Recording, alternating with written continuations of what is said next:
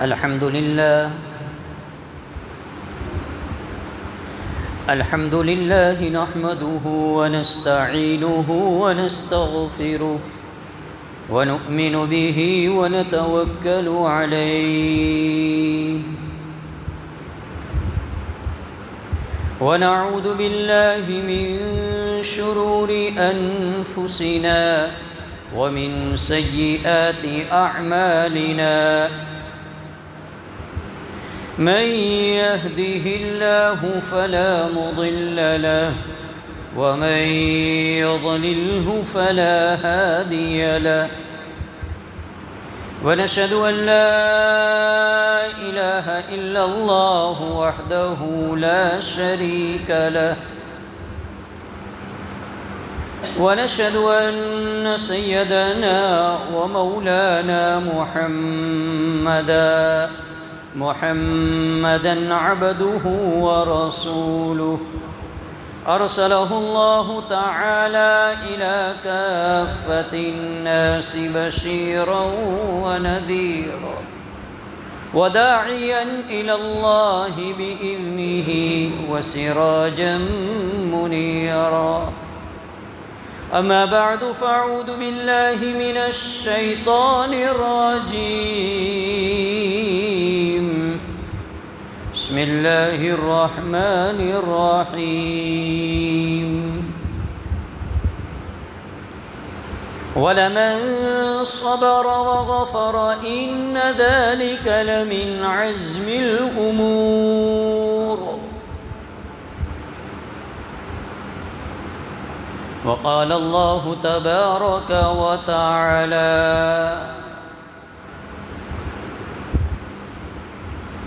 يا أيها الذين آمنوا استعينوا بالصبر والصلاة إن الله مع الصابرين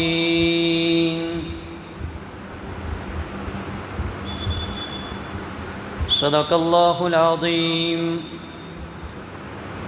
اللهم صل على محمد في أول كلامنا اللهم صل على محمد في أوسط كلامنا اللهم صل على محمد في آخر كلامنا بلغ العلا بكماله كشف الدجى بجماله حسنت جميع خصاله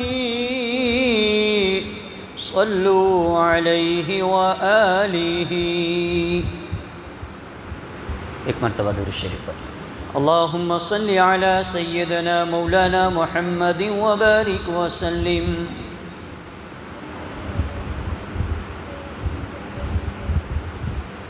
اللہ رب العزت نے کائنات کو وجود بخشا، اس کائنات کے اندر اللہ رب العزت نے انسان بنائے جسے اشرف مخلوق کہا جاتا ہے۔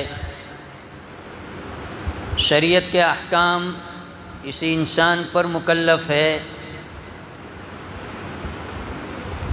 اس کے علاوہ بہت ساری مخلوقات جن پر شریعت کے احکام مسلط نہیں ہے، چرند پرند درند حیوانات نباتات جمادات، یہ ساری چیزیں جو ہے شریعت کے احکام ان پر مسلط نہیں ہے، انہیں نماز نہیں پڑھنی، انہیں روزہ نہیں رکھنا، انہیں حج نہیں کرنی۔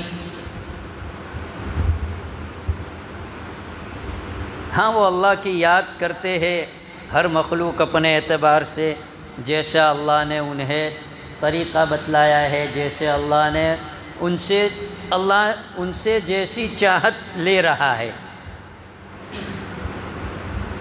تو جب اللہ نے اس دنیا کو بنایا، کائنات کو وجود بخشا، اور اس میں اللہ نے ہم انسانوں کو پیدا کیا اور ہمیں بھیجا، تو اللہ نے اس دنیا کے اندر خوشیاں کم اور غم زیادہ رکھے ہیں، اور یہ غموں کا سلسلہ انسان کے ساتھ زیادہ وابستہ رہے گا۔ اور اس میں بھی ایمان والوں کے ساتھ آزمائشیں، حالات، تکلیفیں، پریشانیاں یہ زیادہ رہے گی۔ یہ اللہ آزما رہا ہے۔ اللہ پریشانیاں ڈال کر اپنے بندے بندیوں کو آزماتا ہے، دنیا کے اندر حالات ڈال کر ایمان والوں کو آزماتا ہے۔ جس کے پاس ایمان ہوگا اور اس کی زندگی میں حالات نہ ہو، یہ ہو ہی نہیں سکتا۔ ایمان والوں پر یقیناً حالات آئیں گے، ہم پر آ رہے ہیں، ہمارے ماں باپ جو انسان آئیں گے ایمان والے ان پر بھی آئیں گے، ہم سے پہلے ہمارے بڑے اللہ والے بزرگان دین، اولیاء اللہ، قطب ابدال، پیر، تابعین، تابعین، صحابہ اور نبیوں، ہر ایک پر حالات۔ ما قبل میں ایمان والوں پر جو حالات آئے وہ ہم اور آپ پر نہیں ہے۔ اللہ آزماتا ہے ایمان والوں کو، اسی لیے تو حدیث پاک کے اندر ارشاد فرمایا الدنیا سجن المؤمن وجنت الکافر۔ یہ دنیا ایمان والوں کے لیے گویا قید خانہ ہے، اور غیر ایمان والا جو ہے جسے ہم کافر کہتے ہیں، جس کے پاس ایمان نہیں ہے، اس کے لیے یہ جنت ہے، جنت ہے اس کے لیے۔ ساری آرائشیں، ساری راحتیں، مال و دولت کے نقشے، گاڑیوں کے نقشے، اونچی اونچی پوسٹوں کے عہدوں کے نقشے، یہ سارے جس کے پاس ایمان نہیں ہے اس کے پاس ہے۔ بلکہ اللہ قرآن میں ایک اور جگہ ارشاد فرماتا ہے، ایمان والوں سے مخاطب ہو کر اللہ کہتا ہے کہ اگر مجھے تمہارے ایمان چھوڑنے کا خطرہ نہ ہوتا، دنیا کے اندر تمہارے ایمان چھوڑنے کا خطرہ نہ ہوتا، تو میں اپنے ان نہ ماننے والوں کے مکانوں کی سیڑھیاں اور ان کے دروازے اور ان کی باریاں یہ سونے چاندی کی بنا دیتا، اتنا دیتا میں ان کو۔ لیکن کہیں ان کی چمک دمک، اور کہیں ان کی یہ شہرت، اور کہیں ان کی یہ مال و دولت کے انبار دیکھ کر تم اپنا ایمان نہ چھوڑ دو، اس لیے میں نے انہیں اتنا تو نہیں دیا، لیکن خوشیاں، راحتیں خوب دی جس کے پاس ایمان نہیں ہے، اس لیے کہ ان کو سب کچھ یہی مل جائے گا۔ مرنے کے بعد موت کا جب جھٹکا انہیں لگا، اس کے بعد سارا ختم ان کے لیے، پھر ان کے لیے تکلیفیں، پریشانیاں، مصیبتیں، یہی ساری چیزیں ہیں۔ اور ایمان والے کے لیے اللہ یہاں آزماتا ہے اسے، اللہ یہاں حالات ڈالتا ہے اس پر، اللہ یہاں پریشانیاں ڈالتا ہے۔ کبھی مال و دولت کو چھین کر، کبھی گھر کو چھین کر، کبھی اسباب کو چھین کر، کبھی اولاد کو چھین کر، کبھی عیش و آرام کو چھین کر، یہ اللہ حالات ڈالتا ہے ایمان والے پر۔ اللہ قرآن میں کہہ رہا ہے دوسرے پارے کے اندر وَلَنَبْلُوَنَّكُمْ بِشَيْءٍ مِّنَ الْخَوْفِ وَالْجُوعِ وَنَقْصٍ مِّنَ الْأَمْوَالِ وَالْأَنفُسِ وَالثَّمَرَاتِ۔ کبھی خوف ڈال کر، کبھی بھوک ڈال کر، کبھی اپنے گھر کی کسی افراد کی جان لے کر، ان کی روح قبض کروا کر، یہ ساری خوف کے اور یہ ساری حالات ڈالنے کے طریقے ہیں اللہ کے، اور یہ ایمان والوں ہی پر آئیں گے۔ اب ایمان والا اگر اپنے ذہن میں یہ بات سوچے کہ ہم ایمان والے، ہم اللہ کے حکموں کو پورا کرنے والے، نبی کے طریقوں کو اپنی زندگی میں اپنانے والے، 5 وقت کی نماز پڑھنے والے، رمضان آئے تو روزہ رکھنے والے، اللہ نے اگر ہمیں صاحب نصاب بنا دیا تو اپنے مالوں کی زکوٰۃ نکالنے والے، اللہ نے اور وسعت دی اور ہمیں صاحب استطاعت بنایا تو اس کے گھر کا ہم بطور حج دیدار کرنے والے، اس کے حرمین کی زیارت کرنے والے، صدقہ دینے والے، لوگوں کو خیر و خیرات دینے والے، لوگوں کی بھلائی کرنے والے، یہ سارے عبادتیں اور سارے کام ہم کر رہے ہیں، پھر بھی ہم پر اللہ حالات ڈالتا ہے۔ یہ انسان کی ذہن کی ایک سوچ ہے، اور اگر انسان کے ذہن میں یہ سوچ آ رہی ہے، انسان اگر یہ سوچ رہا ہے کہ عبادت کرنے کے باوجود ہم پر حالات ہے، تو یہ اس کی سوچ غلط ہے۔ حالات کو عبادتوں کے ساتھ نہیں جوڑا جائے گا۔ عبادت اپنی جگہ پر ہے، تم کرو گے تمہارا فائدہ، نماز پڑھو گے تمہارا فائدہ، اللہ کا کوئی فائدہ نہیں۔ روزہ رکھو گے تمہارا فائدہ، اللہ کا کوئی فائدہ نہیں۔ ویسے ساری عبادتیں لے لیجئے، جو ہم ادا کریں گے، جتنی اخلاص سے ادا کریں گے، جتنی اللہ کی رضا کے لیے، اللہ کی خوشی کے لیے ادا کریں گے، وہ ہمارے ہی فائدے کے لیے ہے۔ اگر ہم نہیں ادا کریں گے، اگر ہم ادا نہیں کریں گے تو ہمارا کوئی نقصان نہیں، نقصان ہمارا ہی ہوگا، اللہ کا کوئی نقصان نہیں۔ تو اگر ہم یہ سوچ رہے ہیں کہ ہم اتنی ساری عبادتیں کر رہے ہیں پھر بھی ہم پر حالات آ رہے ہیں، تو یہ غلط بات ہے۔ سارے نبیوں کے سردار اور امام، اللہ کے لاڈلے اور چہیتے، جس کے طفیل اللہ نے اس کائنات کو وجود بخشا، جنت کی چابی جس کے ہاتھ میں ہوگی، جو سب سے پہلے جنت میں داخل ہوں گے، قیامت کے دن سفارش جس کی قبول کی جائے گی، وہ اللہ کے لاڈلے اور چہیتے نبی جناب محمد الرسول اللہ صلی اللہ علیہ وسلم پر سخت سے سخت حالات آئے۔ آپ کی عبادتوں کا کیا پوچھنا، آپ کا رکوع دیکھیے، آپ کا قیام دیکھیے، پوری رات قیام میں گزار دیتے تھے، ایسے کھڑے ہو جاتے تھے، عبادت کے اعتبار سے نماز کی حالت میں پاؤں مبارک پر ورم آ جایا کرتا تھا، سوزے چڑھ جایا کرتے تھے، ایسی عبادت اللہ کے نبی کرتے تھے۔ سجدے میں چلے گئے تو ایسا سجدہ کیا کہ جس کی مثال نہیں ملتی۔ وہ نبی، وہ سارے نبیوں کا سردار اور امام، اپنے حج کے اندر عرفات کے میدان میں کھلے آسمان کے نیچے، سورج کی تپش کے نیچے اپنی اونٹنی پر بیٹھ کر دعا کر رہا ہے، 5.5 گھنٹے تک دعا کر رہا ہے۔ کیسی عبادت ہے اللہ کے نبی کی؟ ایسی عبادت کی تو کوئی آج مثال ہی نہیں ہے۔ پھر بھی کیسے حالات آئے، نماز پڑھ رہے ہیں، کعبۃ اللہ کے سامنے حتیم میں، اللہ کے گھر کے بالکل قریب مبارک جگہ میں نماز پڑھ رہے، سجدے کی حالت میں ہے، اور اوباش اور مشرک، اللہ کے دشمن، ایمان کے دشمن آپ کے اوپر اونٹ کی اوجھ ڈالتے ہیں، راستے سے گزرتے ہیں، راستے میں کانٹے ڈالتے ہیں۔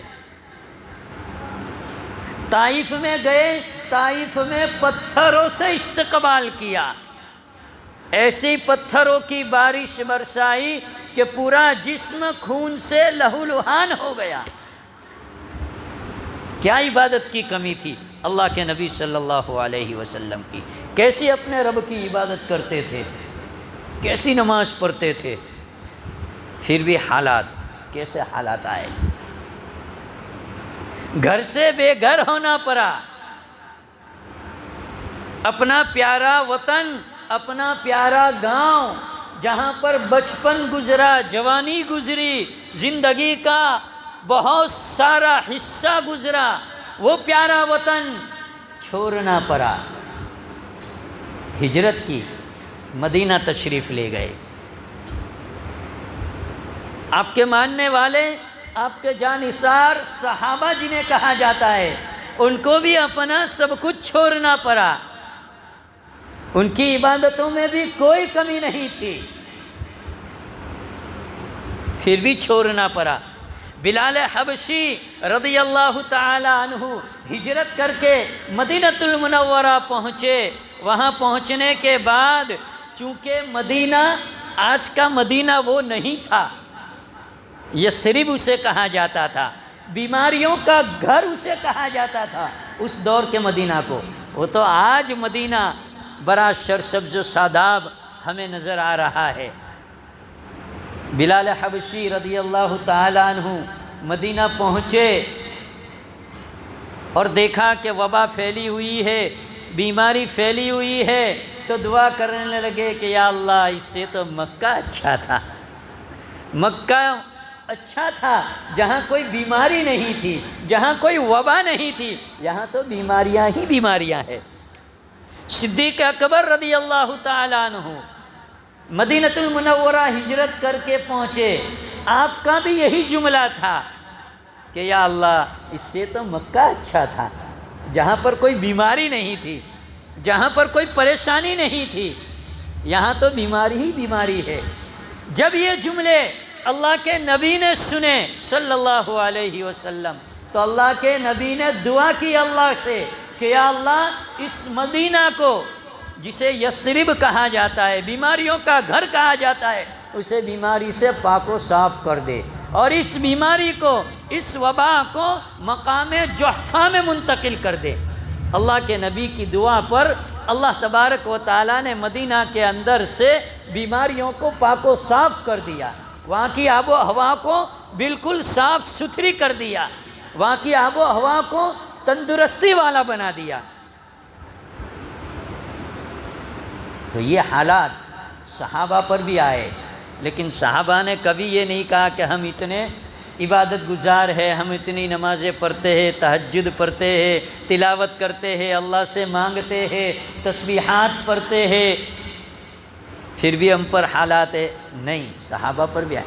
اس لیے ایمان ہوگا تو حالات ضرور آئیں گے، لیکن حالات کے اندر ایمان والے کا کام ہے۔ الذین اذا اصابتہم مصیبہ، جب کوئی مصیبت پہنچے تو سب سے پہلا جملہ انسان کی زبان پر کیا ہو؟ ایمان والے کی زبان پر قالوا انا للہ و انا الیہ راجعون۔ جو خدا راحت دے سکتا ہے، جو خدا خوشیاں دے سکتا ہے، جو خدا فراوانیاں دے سکتا ہے، جو خدا آشائشیں دے سکتا ہے، جو خدا دولت کے انبار دے سکتا ہے، جو خدا اولاد کی چہل پہل دے سکتا ہے، جو خدا بہترین مکان دے سکتا ہے، جو خدا بہترین کاروبار دے سکتا ہے، وہی خدا کبھی حالات بھی ڈال سکتا ہے، کبھی اولاد کو چھین بھی لیتا ہے، کبھی مال و دولت کو چھین لیتا ہے، کبھی مکانات کو چھین لیتا ہے، کبھی پکے پکائی کھیتیاں کو برباد کروا دیتا ہے۔ ایمان والے کا کام یہ ہے قالوا انا للہ و انا الیہ راجعون، یہ، اور پھر ان حالات پر، ان مصیبتوں پر، ان تکلیفوں پر کیا کرنا ہے؟ صبر کرنا ہے۔ وَلَمَنْ صَبَرَ وَغَفَرَ، صبر کرنا ہے، اللہ کی مصیبت پر، اللہ کی طرف سے آیا ہوئے حالات پر صبر کرنا ہے اور اس کی طرف متوجہ ہونا ہے۔ ایمان والے کا کام ہی یہ ہے کہ متوجہ ہونا ہے۔ ایمان والے کو تو ہر حال میں اللہ کی طرف متوجہ ہونا ہے، لیکن ہمارا مزاج ایسا بن چکا ہے اور ہمارا رویہ ایسا بن چکا ہے اور ہماری سوچ ایسی بن چکی ہے کہ جب ہم پر حالات آتے ہیں تو اللہ کی طرف متوجہ ہوتے ہیں، اور جب حالات چلے جاتے ہیں تو پھر وہی اپنی مستی میں ہم مست ہو جاتے ہیں۔ دیکھیے ابھی بارش کا موسم ہے، اللہ کا احسان ہے، اللہ کا شکر ہے، اللہ کا انعام ہے کہ ہماری پوری بستی، ہمارے اطراف و جوانب والے عیش و آرام سے رہ رہے ہیں، چلت پھرت کر رہے ہیں، گھوم پھر رہے ہیں، وقت پر کھانا مل رہا ہے، ہمارا مکان سلامت ہے، ہمارے بیوی بچے سلامت ہے، ہمارے کاروبار سلامت ہے، ہماری گاڑیاں سلامت ہے۔ اور دیکھیے بہت سارے علاقے ابھی بھی پانی کی زد میں ہے، جہاں بہت سارا برسات برسا، اسی لیے تو دعائیں سکھلائی گئی، وقت وقت پر دعائیں سکھلائی گئی کہ یا اللہ تو بارش برسا، لیکن نفع والی بارش برسا، نفع والی بارش برسا، ایسی بارش برسا کہ نفع والی۔ اگر اللہ کی نفع والی بارش برسانے کی اس میں مرضی شامل حال ہو گئی تو چاہے 24 گھنٹے، 36 گھنٹے، 72 گھنٹے کنٹینیو لگاتار بارش گرے گی، لیکن اللہ کی اس میں مرضی نفع والی ہوگی تو بال برابر بھی ہمارا کچھ نقصان نہیں ہوگا، کچھ نقصان نہیں۔ تو ہمیں اللہ کی طرف متوجہ ہونا ہے۔ بہت سارے علاقے پانی کی زد میں ہے، جہاں پانی کے سیلاب، بہت ساری بارش ہونے کی وجہ سے پانی کے سیلاب آئے ہوئے ہیں، لوگوں کے مکانات بہہ گئے، لوگوں کے کاروبار پچھلے ہفتے آیا، کروڑوں کا نقصان۔ سورت کے اندر انٹر ہوتے جو موبائل کی بہت بڑی مارکیٹ ہے گنالا کے قریب، وہاں لکھا تھا کہ 10 برس کی محنت 10 سیکنڈ میں ضائع ہو گئی۔ 10 برس کی محنت وہ تو جس کا جاتا ہے اسے پتہ چلتا ہے، جس کا ضائع ہوتا ہے اسے پتہ چلتا ہے۔ اس لیے اللہ کی طرف سے جو حالات آتے ہیں تو اس حالات کا مقابلہ ہمیں صبر اور اللہ کی طرف متوجہ ہو کر کرنا ہے۔ ہم پر حالات نہیں ہے، اللہ کا شکر ادا کرنا ہے اور اللہ سے توبہ استغفار کرنا ہے۔ روزانہ کا معمول بنا ہے کہ کم از کم روزانہ 300 مرتبہ استغفر اللہ، بہت ہی مختصر تسبیح استغفر اللہ، استغفار پڑھنا ہے 300 مرتبہ روزانہ کا۔ آدمی معمول بنائے، ایک وقت مقرر کر لے، 3 تسبیح 100 دانے کی پڑھنے میں کتنی دیر لگے گی؟ 5 منٹ، 10 منٹ، 15 منٹ۔ اللہ کی طرف توبہ استغفار سے متوجہ ہوں گے۔ اللہ توبہ استغفار پر بارش دیتا ہے، رحمت والی بارش دیتا ہے۔ سورہ نوح کے اندر اللہ تبارک و تعالی ارشاد فرماتا ہے فَقُلْتُ اسْتَغْفِرُوا رَبَّكُمْ إِنَّهُ كَانَ غَفَّارًا۔ اگر تم توبہ استغفار کرتے رہو گے تو وہ رب بہت ہی بڑا بخشنے والا، معاف کرنے والا ہے۔ يُرْسِلِ السَّمَاءَ عَلَيْكُمْ مِدْرَارًا، آسمان سے تمہارے لیے بارش برسائے گا، نفع والی بارش برسائے گا، اگر ہم توبہ استغفار کو پابندی سے کرتے رہیں گے اور اس کی طرف متوجہ رہیں گے۔ يُرْسِلِ السَّمَاءَ عَلَيْكُمْ مِدْرَارًا وَيُمْدِدْكُمْ بِأَمْوَالٍ وَبَنِينَ، تمہارے مال میں بھی برکت دے گا، تمہاری اولاد میں بھی برکت دے گا۔ وَيَجْعَلْ لَكُمْ جَنَّاتٍ وَيَجْعَلْ لَكُمْ أَنْهَارًا، تمہارے لیے باغات بنائے گا، نہریں تمہارے لیے جاری کرے گا۔ یہ استغفار کی برکت ہے۔ تو ہمیں اور آپ کو چاہیے کہ اللہ کی طرف متوجہ ہو، اپنی غلطیوں سے توبہ استغفار کرے، اللہ کے سامنے ہاتھوں کو پھیلا کر تھوڑا، زیادہ نہیں، 1-2 منٹ بھی اللہ سے مانگنے والے بنے۔